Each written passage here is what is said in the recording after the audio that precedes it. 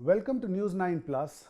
Today we are joined by author, historian and member, Economic Advisory Council to the Prime Minister, Mr. Sanjeev Sanyal. Thank you for being with us, sir. My first question is, global economic agencies have been bullish on India, but now they are downgrading their own estimates with limited spillovers from the projected global slowdown. How do you look at these projections right now? So, the fact is that it's quite obvious that the world economy is under stress.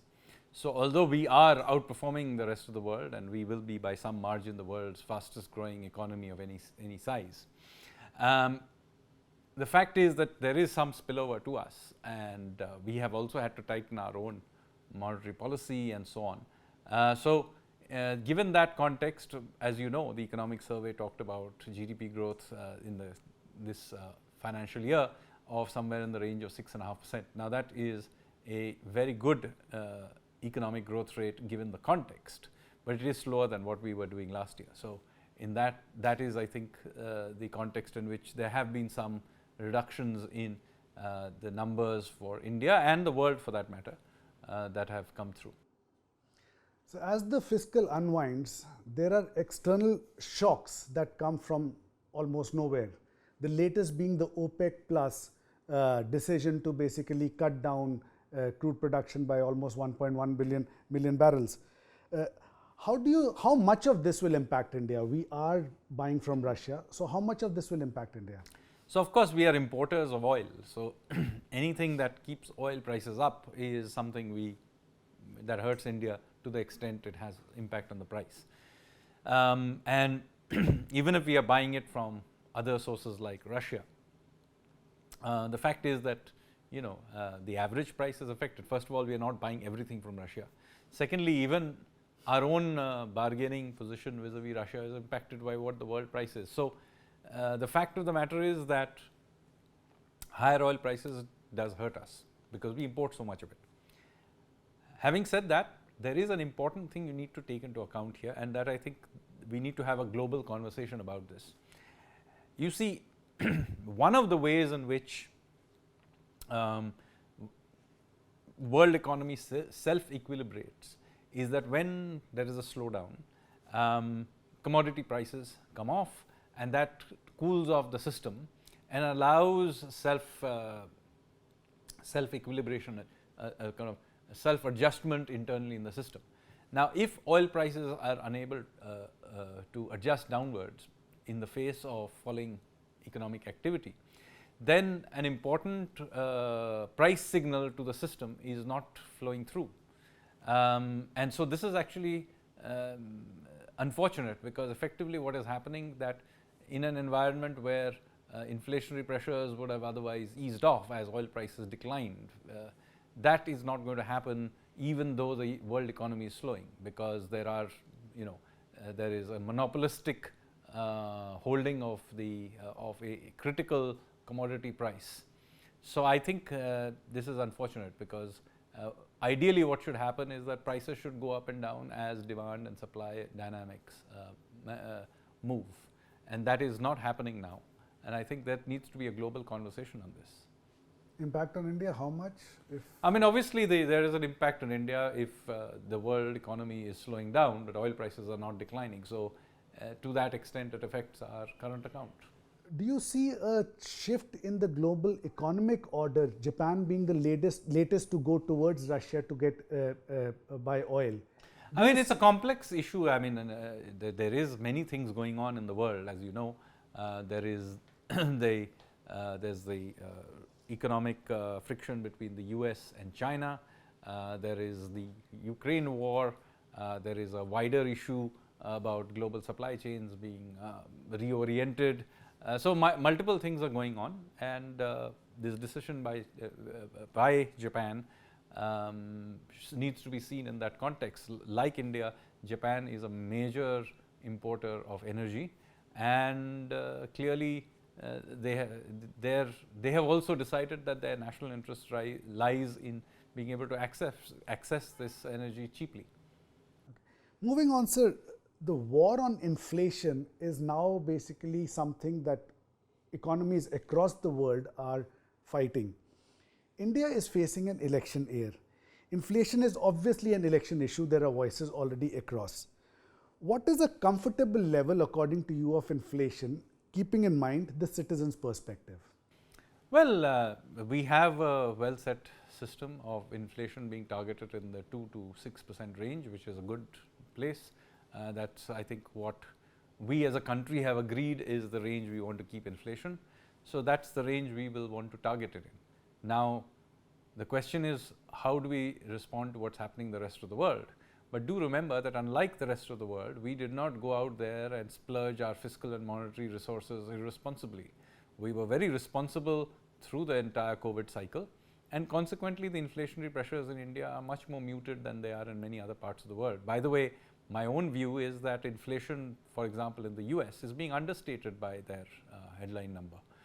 Anyone who has been to New York or London recently will tell you that there is no way that the inflation numbers reflect the correct situation.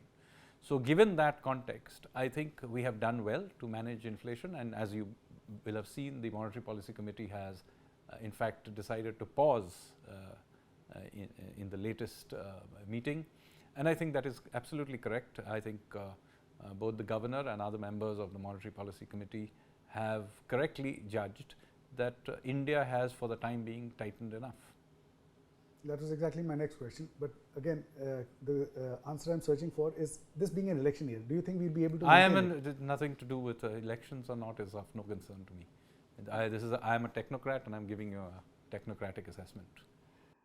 Okay, talking about growth, there is a view that India is a classic case of jobless growth.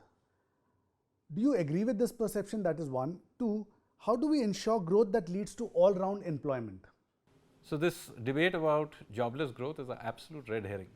There is no example in history of there being job growth without overall economic growth. Now you can nuance it a little bit here or there, but the fact of the matter is that overall economic growth is a necessary condition for creating jobs. So first of all, this idea that you can somehow create jobs without growth is a completely not even a matter to be discussed.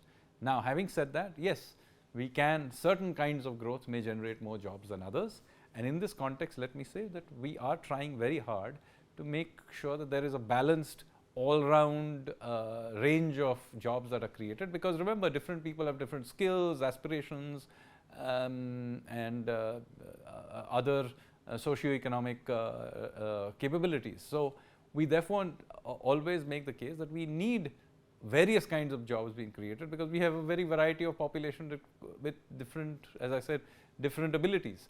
So that is why, first of all, I have strongly disagreed for a long time with, for example, Rajan's view that we should try to only go for service-driven growth. I believe we need to have manufacturing, we need the construction sector, we need many other sectors.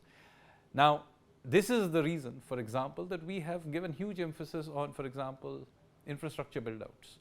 It is well known that infrastructure creates a lot of good quality jobs for mid-level or lower level, lower skill workers, because construction is very often the first generation of, welding and building, construction work. That kind of activity creates large numbers of jobs, and it happens across the country. Okay, there may be concentrations in a few cities, etc., but it also happens in roadways being built in across the country, or airports being built in smaller towns. So it can be spread across the country as well, and of course it enables new jobs. So infrastructure building creates jobs, and then it enables another round of jobs as new industries, etc., are able to mushroom in those areas where infrastructure has been built out. So with that in mind, we have given this massive push to infrastructure, which you may be seeing, and as you know, the budget this year increased that the outlay by some 33 odd percent. Very big emphasis on railways, as you are also aware, which is again spread across the country, and again gives a good range of jobs. Thank you, sir. India, if not already, is en route to becoming the most populous nation in the world. Some research shows that it is already the most populous. would we harness this as an advantage, or would it be a liability strictly according to you? Well, we are already, my guess is, my own estimates is that we are now the world's largest population. And also we are now have entered our demographic peak, in the sense that for the next 25, 30 years, we will be a population where most of the population, or a growing proportion of the population, will be of working age. Now that gives us an opportunity to deploy this population to do productive work at a time when our dependency ratios are low, both for the young and for the old. So in that context, let me say this is obviously an opportunity. What we do with this opportunity is whether it determines whether or not this is good or bad. My sense is that we are generating decent and sustained growth. We can actually grow, my own sense is we can actually grow at even higher rates than we are currently.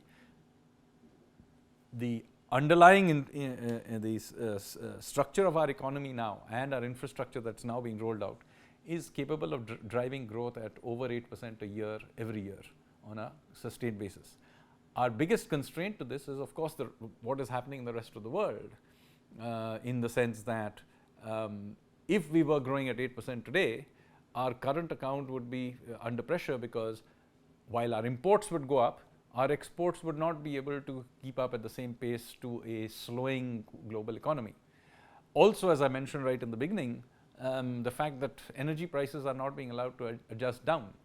So in an ideal situation, what would happen if either energy prices are just down, that provides us some cushion, or the rest of the world should be growing, in which case we can export our way out of this. But given the constraint of the external economy, and the fact that the rest of the world is still tightening, there are financial market stresses, in financial system stresses in much of the rest of the world, I think the growth rate we are doing at 6.5 is good, but I'm sure in the next few years there will be a period like you got in the years 2002 to 2006 or so, where you also get, just like you get stressed periods, you also get good periods. And whenever we get a good period, our economy is very capable of driving more than 8% growth. So sustaining even 6.5 at this point in these circumstances is very good, and we should even be able to push it up to 8. So since we are taking a 25-year perspective of this period, I think we will get these bursts of growth and we will generate the jobs necessary. Talking about jobs, jobs are primarily linked to private sector growth. Now, the private investment has failed to pick up as per government estimates. Do you see a major this as a major uptick, this fixed fiscal? So first of all, I disagree that the private sector is not investing. Of course, in any healthy economy, private sector generates most of the jobs. That's what should happen, and it is indeed the case that the private sector is investing, and more is coming in. There is a lot in the pipeline, as you see, build outs in various segments, including our participation in global supply chains. You're seeing significant commitments being made, for example, by multinational companies to India to add us to the global supply chain. So I disagree with this idea that you don't have investment happening. You can also see that in credit growth numbers; they are decently strong. So given that investment is reasonably healthy, and the fact is we are generating so far jobs in the services sector, where the jobs created for every rupee that's put in is higher than would be in manufacturing. So I think I am reasonably confident that we are in a good place. Now, of course, we want to ramp up manufacturing, and as I said, that this is an area where we are seeing a lot of interest in global companies relocating their capabilities here. We are also seeing our own companies going out there, even sectors like, for example, defense, which we have historically not been very strong. We are now beginning to see some growth. I mean, we can do much better than this, but we are now seeing even in sector like defense, where I think the latest number is some 18,000 crores worth of exports were happened in the last financial year. Not bad. We can do better, but not bad. It's a good place to start. So we are seeing a lot of momentum in many of these areas. Of course, so far, services, as I keep coming back, has been the major driver of growth, both internally and even in exports. And that is, for the time being, our real strength. Talking of manufacturing, the PLI scheme has seen a certain amount of success. Do you see it getting expanded to more sectors? And also, should we wait for GST tariff rationalization for the new government to take oath? Or should we expect a forward movement in the next few months? The GST rationalization is always the case. I mean, I've written it's something that is iteratively, continuously improved, and so it's something that's not necessarily run by the central government. Do remember that GST is run by a GST council, and the states have 2/3 of the votes in it. So it is something that's collectively done as a country. I don't think it's related to election cycles. What was the first question? Sorry. The PLI scheme. Do you see it? Yeah, PLI scheme. Obviously, what are the sectors you can, if you do you think it will be expanded into? One can keep expanding them. So see, the beauty of the PLI scheme is that it's a scheme where, unlike other schemes where you put in a lot of resources and some of it works, some of it doesn't work. But if it doesn't work, you have sunk cost. Here, there is no such thing. You try a bunch of things. Some will work, some will not work, but where it does not work, the government does not actually spend very much money because we have not invested. It retrospectively has to be paid out, right? So only if somebody scales up in the way you had envisaged, it works. So in here, my view is that look at the ones that succeeded, study why they succeeded. Maybe in some cases, the existing ones can be tweaked in the sectors they didn't succeed in, or you can come up with new ones where, so it's an iterative process. It's not like, it has to be done once and that's the end of it. It's an iterative process. Some will succeed, some will fail. And as I said, you can experiment like this largely because you don't have to put in any money up front. If it succeeds, that's only when the cost has to be paid out by the government, in which case it is fine because you paid for what has already worked, and you didn't have to pay very much for that which didn't work. So there is talk of big ticket manufacturing moving to India from China, but when we come down to examples, the example that is given is Apple.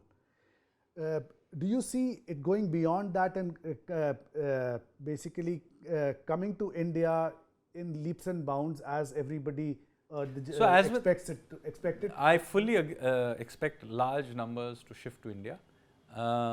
As I said, Apple is just one example. There are others as well. Samsung is here already. Many others are here. Lead firms are a very critical part of this game. As lead firms establish themselves in India and begin to export, one, they provide example. Two, they create ecosystem of people. But also our logistics begins to understand how these things work.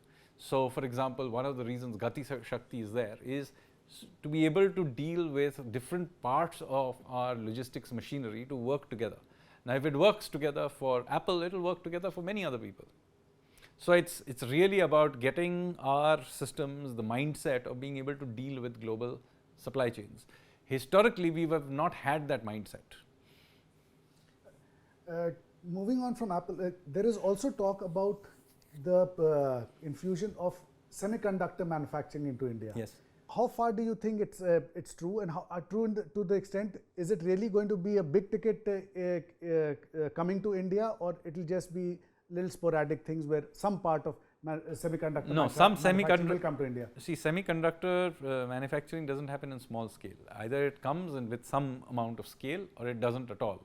And we now are seeing a lot of interest, and in fact fairly advanced commitments, journey along getting commitments of big ticket investments in the sector. Now, there are immediately somebody said, yes, but it's mostly capital investment, and so many jobs are not created. That's the wrong way to think about it. Semiconductors are a critical ingredient into all kinds of other industry, whether it is defense, or it is automobiles, or many other things. And one of the lessons of the COVID period is that for critical ingredients, you need to have the capacity on shore, because otherwise suddenly, for whatever reason, This time it happened because of pandemic, next time it may be some other reason. A critical ingredient suddenly switches off, then the whole system jams up. So it is absolutely critical for the resilience of our economy that we have the capability of manufacturing chips. The world expects or looks at India and China to be the big ticket drivers of global growth. Now, there's a big one. On the one hand, there's a big trade deficit issue between India and China. Do you think India needs to relook at their policy of basically we have differences, but we, in one sense, cannot do without each other because we have such a big trade going on between our countries? Your comments on this? So, we have our geopolitical frictions with China, but we can't wish China away. I mean, we will both compete with them and collaborate with them. And do remember, if we are saying that we are going to be a part of the global supply chain, the fact is that China has a very important part of the supply chain. So, by the very nature of our participation in the global supply chain, we will end up having to deal with China. Now, of course, it does mean that we will then have a bilateral trade deficit with them, because many inputs for things we want to export onward will come from China. That is the way the state of the world is as of today. In the long run, we can maybe diversify our inputs, we can do many other things, but even in the longer run, China will remain a part of the game. We can't wish it away. So, what does it mean? Well, we do need to try and find niches where we can export into China, number one. We need to be able to leverage the fact that we are ourselves becoming an important part of the game.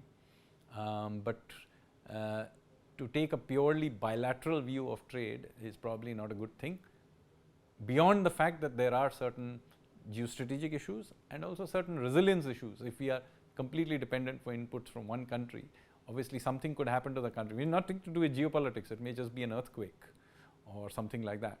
And so you need a certain amount of capacities onshore, and those that you cannot do onshore, you need to diversify sources.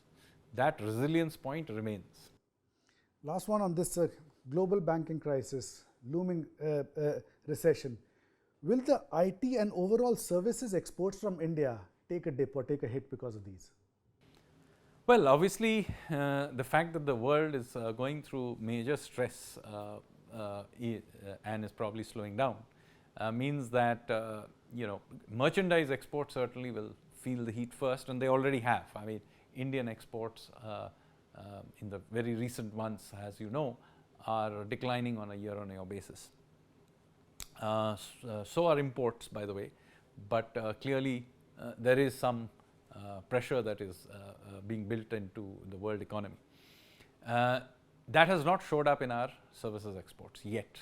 Now, of course, one could argue that some part of this is structural, i.e., this is a structural move. The pace of it may go up and down a little bit, but things, we are genuinely created enough cluster, our competitiveness, and it's now feeding on itself, that some of this exports is going to grow, and jobs, services jobs are going to move to India, irrespective of what happens to the global economy, and that is true.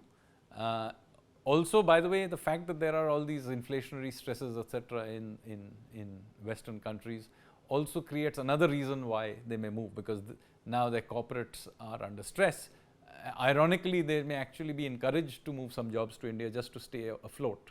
So it may not necessarily always be bad for us in the short term, but of course, longer term, you want a healthy world economy.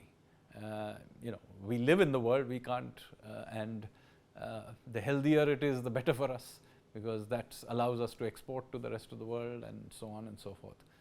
But as things stand, we are in a decently good place given all what the rest of the world is going through, and I would say that we have enough buffers in our system to be able to insulate yourself to some extent. But yes, I mean, it would be nice if the rest of the world kind of worked out its stresses and got on with the job of growing. Thank you, sir.